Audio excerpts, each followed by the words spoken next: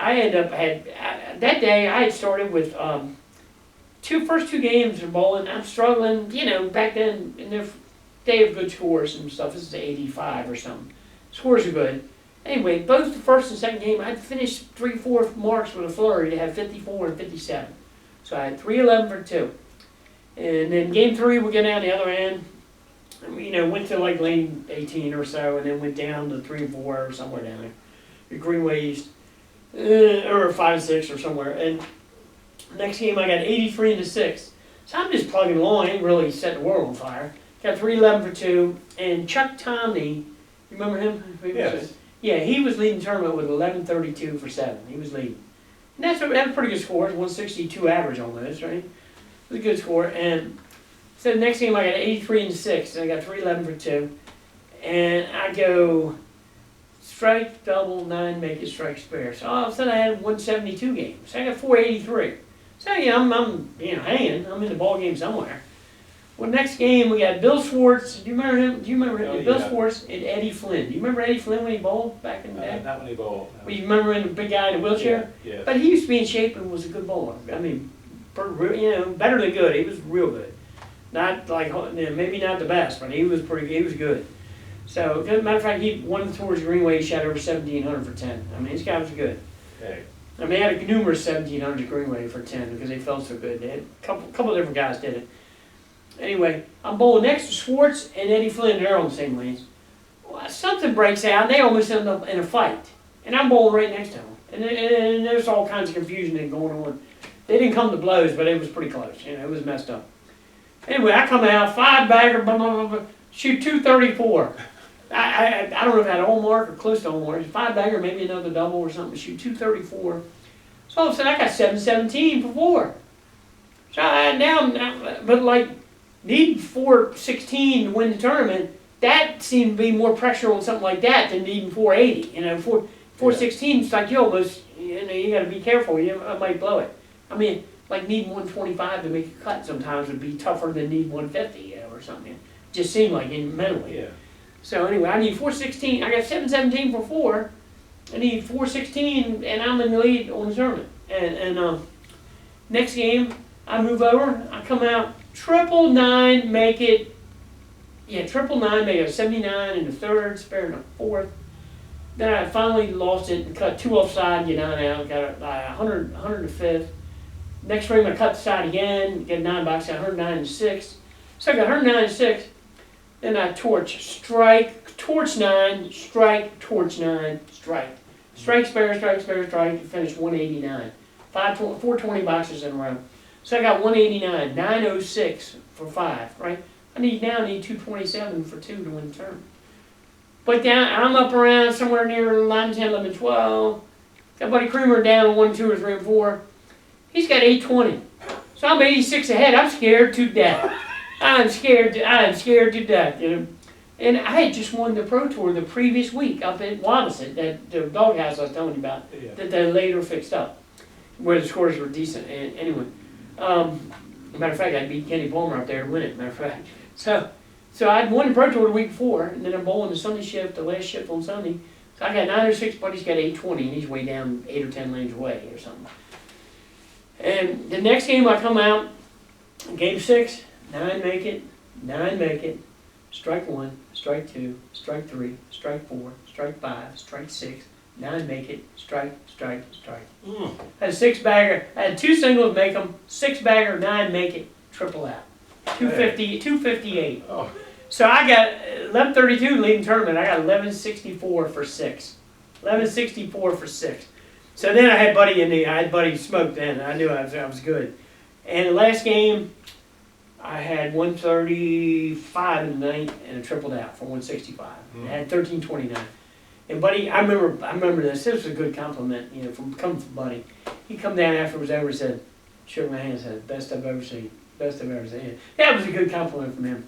I don't get caught up in any accolades or, I just do what I bowled all my life. My mother ran a bowling anyway, And, I had a lot of good days, but, I don't get all stuck on myself and high, I'll go a couple of these times I've been out over to eat last year, and they're doing the goat this and the goat that. I don't even want to hear all that.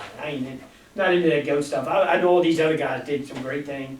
And I'm telling you what I just told you about Buddy, man. This guy, I don't know, maybe I got more Pro Tour wins than him, and, you know, now Dove has more than me, and who knows. But I'm just telling you what I witnessed and what I saw him do, I can't compare it to anyone else. And I mean, I've seen Peter Pierce in his heyday, and Sweet Lavers, and Mike Steiner, and Donnie Dunn, and, you know, maybe whatever I may have done, you know. And I've had some good numbers, though, like the 655 and the 1329, and then, you know, the 30-game classic thing, I let him up pretty good on some of those, you know. But anyway, you know, so I'm just thankful and grateful to the good Lord for whatever I was able to do, you know. But, you know, everybody's, in my book, everybody's the same, whether you're 110 bowler or 160 bowler, you know. Yeah. And just, yeah, you just treat people like you want to be treated and that kind of stuff. And, you know, and then I had a lot of things go my way, and I had a mom that ran a bowling alley, and like I say, that it's like Amy, her dad, they own T-Bowl, and how good is Amy Bisson's? Anybody ever been as good as her? I mean, I bowled with Pat Rinaldi, Diane Sicko. I didn't bowl, you know, Toots Barger was before my time, I met her. But Amy's like, even though she don't have the rankings because she lives up in Massachusetts, I think, and doesn't get on the ranking list a lot of times. And now the rankings, probably nowadays, they're probably watered down a little bit compared to what they once were. And even when I was winning them, they're probably watered down some then compared to what they once were before me, you know. Figure, you know, your D's and Trotsky's and, you know, all these great guns, you know. Yeah. Yeah, and then, like I say, I was in the right place at the right time, and I had all the best houses. You think of Wheaton Triangle, you think of Glenmont, you think of PG, you think of Capitol Plaza, I worked here, 160 there when they shoot them up. You think of Fontana's, and I mean, if those guys, some of those guys would have bowled where I bowled, I mean, then maybe I'd have felt a little pressure from, I mean, I maybe felt like I was best bowling around Washington once Hank and Shorty got older, and I sort of took over their reign, I guess. You know, but some of these other guys that you run into on a Pro Tour, if they'd have bowled on my lanes I bowled on every week, I probably wouldn't have had all the number ones, you know? I mean, maybe I would have had some of them, but I don't know if I wouldn't have had 15. Yeah, I don't think. 15, that's a lot. Yeah, I mean, and you know, but like I said, a lot of it though, being at the right houses and the right years, and you know, being a young guy full of energy and throwing the ball, you know, and I had, you know, figure I had that good turning ball like Shorty Diver, Eddie Darnold, Kenny Harrell. The guys had that ball that stayed on the plate and ran around. I mean, man, it was, I love that. I used to love that. Then years later, it stopped happening, you know, and then I think I told you once years ago, it's something to do with the make of the pin.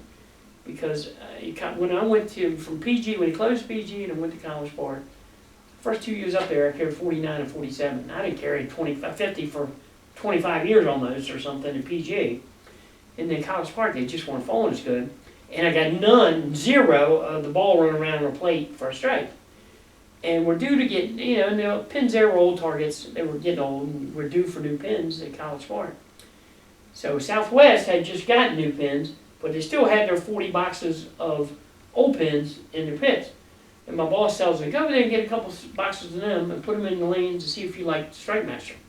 See if you like them. So I go over to Southwest and get 2 boxes of pins and put them in on 35 and 36 at College Park. I'm not kidding you. And these are all 3-year-old beat up pins or whatever. Put them in. I bowled 4 games. I got 7 strikes with the ball taking the last pin down. I'm 7 strikes in 4 games with the ball just running around taking the last pin out. So I came to the conclusion it's something to do with the make of the dimensions of the pin. You know, and I said, we want these. We want Strike Masters. So we got them. So we get a full 40 lane spread of Strike Masters, but they're not. But from one batch of pins to the next, they're not the same. So we get them in, but I get no ball strikes and get no and the ball is staying on the plate.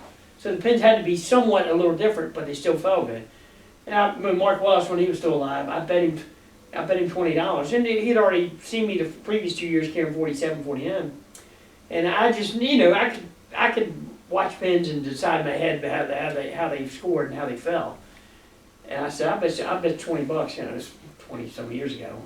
I bet $20 I carried 55 or better. He said, you got that. We bet dinner in Annapolis, or he never paid off, but anyway. I said, I bet you carried 55 or better. So anyway, I didn't get the ball strikes, but carried 159, and I think .88, I think. 1 year I did 59 points, but anyway, I carried 59 for sure. Yeah. But anyway, because they fell good, you put it in there, they fell. And you could get strikes, but it wasn't necessarily with the ball running around, you know. But that was just an added feature, I mean, because if you didn't blow them away, that ball might come and get the last spin, you know. I mean, if you had that, not everybody got that, you know, but if you had that good turn on the ball or a spin or something, you know, so maybe some people would see it once in a blue moon, but if you had that kind of ball, it happened quite often, you know, at least for a number of years. And then, of course, over the years, they raised the gutters to where they're only like this. Yeah. And then the fixed sideboard, you know, years ago, our sideboards were probably like this, maybe. And then I guess eventually they got thick, like, you know, I don't know how thick they were, but they had double rubber on the sides. Mm-hmm. Then the gutters used to be, you know, I don't know how deep they ever were, but they used to be somewhat deeper. The pin would fall off and just go in the gutter. But once they raised the gutters, where they was only like this deep or something, Yeah. pins hit the rubber, and the ball might deflect off the pins out and hit the rubber wall and come back. Yeah, I'm not sure of all the scientifics of it or whatever. Right. I never really went down lanes and tried to figure it all out, but I just know I bowled at places where even mechanic was holding plates right, doing, you know, and things were happening, you know. Yeah. They felt good, you know.